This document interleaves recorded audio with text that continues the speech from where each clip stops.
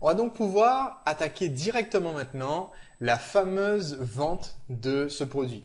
J'ai donc envoyé des emails à la liste principale pour créer une sous-liste, une liste coupe-fil de personnes intéressées. Maintenant, on va justement envoyer l'offre à notre fameuse liste coupe-fil.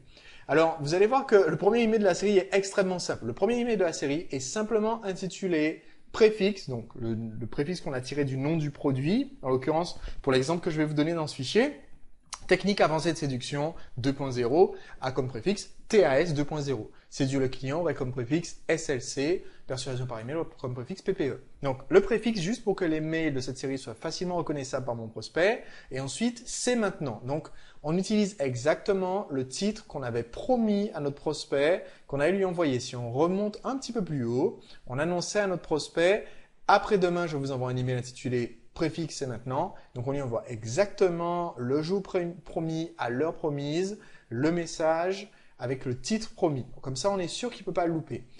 De préférence, envoyez l'email juste avant l'heure que vous avez promis. Si vous avez dit que vous alliez envoyer le mail le lundi à midi, essayez de le faire parvenir le lundi dans la matinée pour être sûr que votre prospect le trouve dans sa boîte mail en allant voir les mails. C'est pas toujours possible, quelquefois on est un petit peu pressé ou on a oublié, on s'en souvient à la dernière minute, mais si vous pouvez, programmer ce mail à l'avance, surtout qu'il est extrêmement simple. Ce mail, vous dites simplement « Bonjour, comme promis, c'est maintenant que vous pouvez profiter de produits ». Donc, le fameux produit que vous leur avez promis depuis le début, a priori, à ce stade, ils savent ce que c'est, vu qu'ils se sont inscrits pour ça et que vous leur avez déjà envoyé 2 fois des rappels à ce sujet. Cliquez ici pour voir les détails. Vous mettez le lien vers la page de vente du produit que vous avez réécrit avec mes conseils concernant la description d'une offre irrésistible. Je vous rappelle encore une fois, votre offre doit vraiment être exceptionnelle pour susciter l'intérêt du prospect. Vous devez offrir beaucoup plus de valeur que le prix que vous demandez pour votre produit, mais ça, ce sont des notions dont on a déjà parlé ensemble dans cette formation Persuasion par email. Et puis, vous signez le mail. Donc, c'est un mail extrêmement court. Pourquoi? Parce que votre objectif ce jour-là, c'est de récupérer tout de suite les fruits mûrs. Ceux qui sont déjà mûrs à acheter le produit, il leur suffit d'ouvrir ce mail, de cliquer sur le lien, ils vont arriver sur la page de vente, ils vont être convaincus, ils vont acheter. Voilà. Maintenant, cet email ne suffit pas. Autrement dit, il va falloir envoyer d'autres relances les jours suivants à cette même mailing list. Donc, observez bien. On a envoyé cet email 2 jours après le mail précédent. Notez bien ceci. J'indique toujours jour J plus 3 ici et jour J plus 1 ici. C'est par rapport au jour où la personne a rejoint. Donc, le mail précédent, c'était le jour J plus 1. Jour J étant le jour où vous avez ouvert cette fameuse liste coupe-fil, où les gens ont rejoint cette fameuse liste coupe-fil. Pourquoi est-ce que je vous donne ici des emails? Vous allez voir qu'on donne des dates limites et que on se permet de dire lundi, je vous ai dit, vendredi, je vous ai dit ceci, etc. Parce que cette campagne précise, le mot chevet d'argent, est une campagne qui intervient à une date fixe. Contrairement à la toute première campagne qu'on a vue ensemble, la fameuse campagne la plus importante de toutes, qui elle est préprogrammée, qui intervient toute l'année, votre prospect s'inscrit en janvier, il va la recevoir automatiquement, il s'inscrit en décembre, il va la recevoir automatiquement, qu'il s'inscrive un lundi ou un jeudi, il va recevoir les mails dans une certaine séquence. Ici, c'est différent. Cette séquence-là n'est pas envoyée de façon automatique. Cette séquence-là, c'est vous qui l'envoyez, comme une newsletter, on va dire. Donc, elle est datée. Et la sortie du produit est datée. Il va y avoir une limite à votre offre. Et donc ici, c'est pour ça que je pars en jour J plus 3. C'est vous qui savez. Si vous avez commencé la campagne un mercredi, vous avez envoyé le jeudi donc le mail disant « Ok, on va continuer ». Donc là, ça va tomber pour le mail « C'est maintenant ». 2 jours plus tard, bon, ça tomberait jeudi, vendredi, samedi. En l'occurrence, comme je vous l'ai déjà dit dans cette formation, on ne va pas envoyer un mail le samedi pour ouvrir les ventes. On va peut-être plutôt attendre le lundi suivant pour pouvoir ouvrir les ventes. Donc, je vais annoncer dans le mail précédent que les ventes ouvrent lundi ou mardi. Bon. Donc, admettons que ça soit lundi. Mail C3, eh bien, le jour suivant, le mardi, on va envoyer ce mail. Donc, c'est le mail numéro C4 parce que c'est la liste coupe-fil. D'accord, et c'est le 4e mail. Alors, je vais quand même préciser quelque chose d'important à bien comprendre. Ce mail est envoyé à la liste coupe-fil en excluant tous les prospects qui ont déjà passé commande du produit. Parce que quand vous allez envoyer vos promotions, vous allez voir systématiquement, je vais vous le rappeler, il faut éviter de relancer quelqu'un qui vient d'acheter en lui proposant cette offre ou en lui proposant une autre offre. Vous allez voir en plus, on ajoute un bonus. Alors le bonus, vous allez l'offrir, c'est une surprise, vous l'offrez à tous ceux qui ont déjà acheté, mais vous ne voulez pas qu'ils reçoivent ce mail. C'est pour ça que vous allez les enlever de la mailing list, coupe-fil, avant d'envoyer ce mail. Pourquoi est-ce qu'on ne veut pas qu'ils le reçoivent? Parce que tant que vous ne leur avez pas promis, tant que vous ne leur avez pas offert ce bonus en cadeau. Imaginez Jean-Paul a acheté votre produit lundi, quand vous avez envoyé le mail, c'est maintenant. Et là, mardi, il reçoit un mail disant « Bonjour, si vous achetez aujourd'hui, mardi, vous avez un bonus en plus. » Alors là, Jean-Paul, il va un petit peu râler parce qu'il va se dire « Ah ben, j'ai acheté hier, je me suis fait avoir, j'aurais dû attendre. » Et vous voulez jamais que votre prospect ait cette réaction-là. Même si plus tard, il découvre qu'il a le bonus, s'il se souvient qu'il a eu la réaction « J'aurais dû attendre », eh bien, il attendra à chaque fois à l'avenir. Vous voulez surtout pas que votre prospect réagisse de cette façon. Donc, on enlève tous les prospects qui ont déjà passé commande, donc on enlève tous les nouveaux clients. Les nouveaux clients, vous pouvez leur envoyer un petit mail le même jour disant « Bonjour, vous avez commandé hier tel produit, eh bien je vous annonce une bonne nouvelle, j'ai décidé d'ajouter un bonus et vous le recevez gratuitement. » Voilà, c'est comme ça, on chouchoute nos clients. Okay, bon, maintenant je continue, je vous présente ce mail. Toujours notre préfixe, vous avez compris le principe, il faut qu'on puisse reconnaître le mail. J'ajoute un bonus à votre commande. Et donc, bonjour, je vous écris pour annoncer de bonnes nouvelles. Il n'y a rien de mieux pour entretenir la relation avec vos prospects que d'être toujours celui qui leur annonce de bonnes nouvelles. Donc, tant qu'à faire, dès que vous avez une bonne nouvelle, un bonus, un cadeau, quelque chose de spécial, une surprise à leur offrir, profitez-en pour leur rappeler que vous êtes un annonciateur de bonnes nouvelles. J'ai décidé d'ajouter un bonus spécial à toutes les premières commandes de votre produit. Si vous n'avez pas encore passé commande, cliquez ici pour savoir le tout. Donc, je vous mets le lien assez haut dans le mail pour que le prospect puisse cliquer. Ça, on a déjà parlé des liens dans le tout premier module de la formation persuasion par email. Tous ceux qui ont déjà passé commande vont pouvoir recevoir cette surprise. Il m'en reste encore quelques-uns. Alors, c'est important. Ici, je vais dire il m'en reste quelques-uns. Je ne vais pas donner de chiffres précis. Vous avez vu que je ne dis pas non plus que la quantité est ultra limitée, achetez maintenant, etc., etc. Peut-être que vous n'avez pas besoin ou peut-être que vous n'allez pas réellement limiter le nombre de ventes, peut-être que vous attendez de jauger votre potentiel. Encore une fois, je vous rappelle qu'un bon chiffre à estimer, c'est 15% de votre liste coupe-fil devrait convertir pour acheter le produit si le produit est bien présenté. Donc ici, je dis juste il m'en reste quelques-uns. Donc peut-être que j'en ai déjà vendu 50, il m'en reste 100 et je pense que cette campagne peut vendre les 100 restants. Donc je dis il m'en reste quelques-uns. Il m'en reste quoi. Donc si vous passez commande maintenant, vous pourrez en bénéficier. Vous voyez, on reste toujours entièrement sincère avec le prospect. Je n'ai pas dit presque tous les produits se sont envolés, il en reste 2 seulement sur l'étagère. Parce que si vous dites qu'il en reste juste 2 et que vous laissez les ventes encore ouvertes pendant 48 heures, ça fait un peu bizarre quand même. Que vous en ayez vendu 1 million d'exemplaires le premier jour et que vous laissez les ventes ouvertes pendant encore 3 jours, on va vous dire, écoutez, il y a quand même quelque chose qui cloche dans votre campagne. Donc, vous dites juste, voilà, ceux qui ont déjà passé commande vont recevoir cette surprise parce que je suis sympa avec mes clients. Il me reste quelques exemplaires. Si vous passez commande maintenant, vous pourrez en bénéficier. Donc, observez bien, dans ce second mail de la période de vente, je ne révèle pas de quoi il s'agit. Je ne leur dis pas quel est le bonus en question. Je dis juste que c'est un excellent complément. Pourquoi? Parce que je suscite la curiosité de mon prospect pour lui donner envie de cliquer, pour lui donner envie d'aller voir. Et je sais que plus je vais amener de personnes à découvrir l'offre sur la fameuse page où je décris mon offre, ma fameuse page de vente ou vidéo de vente, plus il y a de gens qui vont cliquer, plus ça va me ramener de ventes au final. Donc, ici, je joue sur la curiosité. Et dans le prochain mail, je vais leur expliquer ce qu'est le bonus et je vais jouer sur un peu l'appât du gain, l'envie de recevoir ce bonus gratuitement. Dans le PS, je vais leur signifier que les commandes sont ouvertes pendant encore 2 jours, puisqu'il m'en reste encore 2 emails à envoyer, afin que tout le monde puisse avoir le temps de recevoir le fameux produit avant. Alors, si vous avez fait une offre, comme je vous l'ai recommandé, de rajouter un bonus qui soit un accompagnement à l'utilisation de votre produit, même si c'est un produit physique, que ce soit un consulting, une séance de webconférence, un mini-séminaire ou juste un livret qui récapitule les questions les plus fréquemment posées, ça vous coûte rien de faire un petit livret en PDF. Vous le faites dans Word, vous l'envoyez. Vous voyez, là, je suis dans Word et je vais vous faire un fichier PDF, je vais vous l'envoyer. C'est extrêmement simple à faire. Donc, vous pouvez faire la même chose et leur envoyer donc ce manuel en PDF en leur disant, voilà, c'est mon accompagnement avec le produit. Donc, vous leur dites, comme ça, vous aurez le temps de recevoir le produit, de commencer à utiliser avant que je vous envoie le fameux manuel qui répondra à toutes les questions que vous avez par rapport à l'utilisation du produit ou qui complémentera les avantages que vous aurez déjà obtenus. Okay. Jusqu'ici, vous remarquerez encore une dernière fois, j'insiste sur ce point, que quand je fixe une limite de quantité ou de date, c'est toujours parce que je suis sympathique. C'est toujours dans l'intérêt de mon prospect que je fixe la limite. Je ne fixe pas une limite juste parce que je suis un vendeur barbare qui tient à les assommer avec une limite.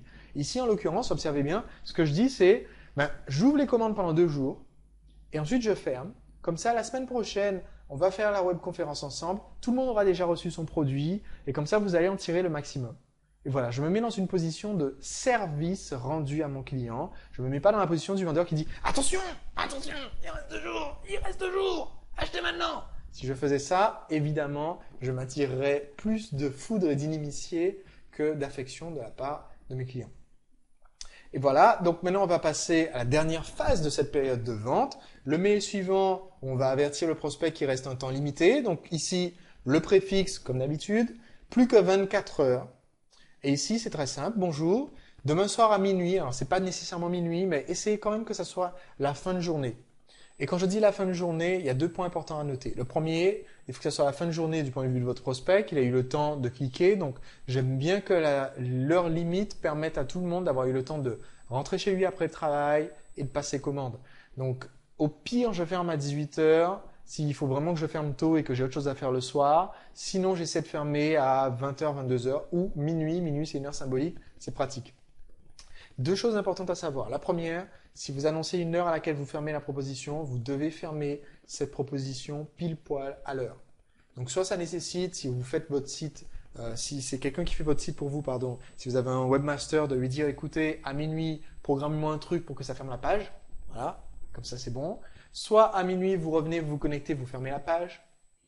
Mais il faut, quand vous donnez une limite, que cette limite soit réelle, soit tangible, soit ferme. Sinon, personne ne vous fera confiance quand vous annoncerez une date limite à l'avenir. Et du coup, ça va limiter votre nombre de ventes parce que les gens ne vont pas se décider à agir tout de suite. Un point important aussi, de toute façon, sachez que si vous avez annoncé demain à minuit et que vous vous dites « Ah, tiens, il y a des commandes qui sont rentrées à 23 heures, je vais peut-être laisser un petit peu plus ouvert, un petit peu plus longtemps », sachez que ceux qui vont arriver sur votre page à minuit 30 et à 1 heure, ce sont les plus mauvais clients que vous puissiez avoir.